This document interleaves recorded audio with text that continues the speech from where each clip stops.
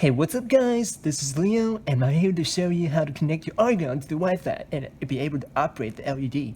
So first, you connect your Argon with the antenna and the to the breadboard. Then click the add button and then set up an Argon.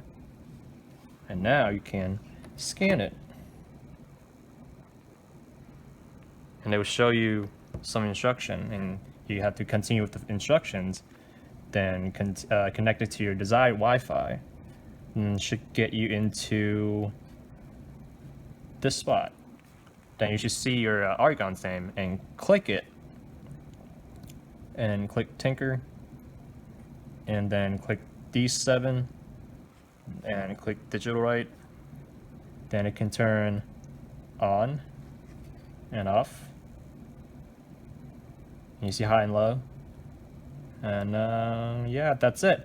And like to subscribe if you like the video, and tweet me at Billy Bob, and follow me on Instagram, Billy Bob. I'll see you guys later.